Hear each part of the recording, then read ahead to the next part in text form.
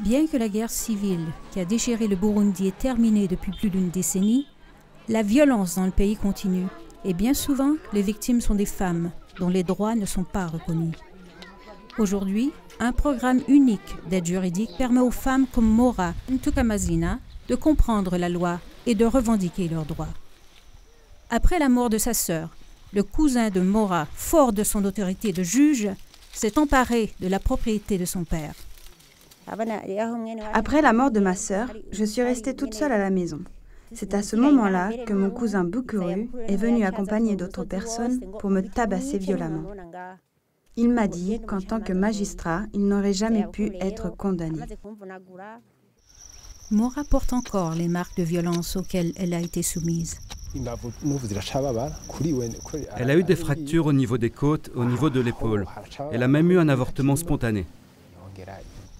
Poussée par le désespoir, Mora a contacté le chef de zone, qui l'a orienté vers Désiré Bizimana, chargé d'appui légal.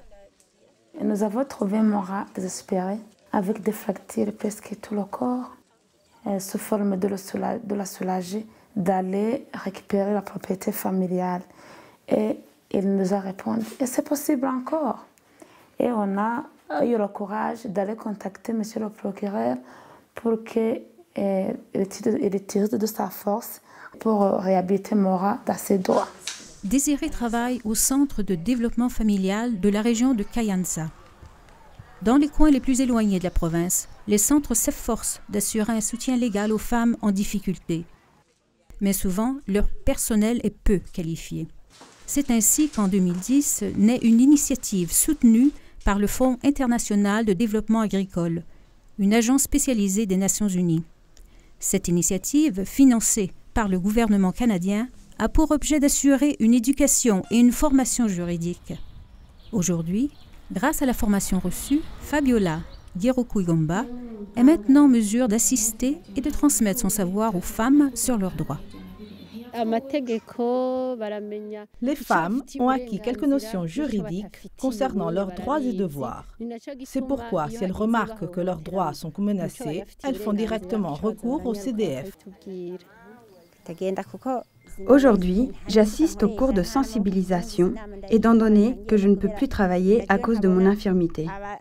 Si ce n'était pas grâce à ces gens qui connaissaient le droit, je ne serais pas chez moi et je serais déjà morte. Aujourd'hui, Mora a récupéré sa propriété et sa dignité de femme. Grâce à la production agricole de sa terre, elle peut nourrir toute sa famille et envoyer ses enfants à l'école.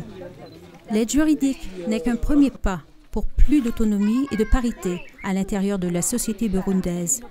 Mais pour plus de 1000 victimes qui ont pu être assistées par cette initiative, il représente le début d'une vie nouvelle.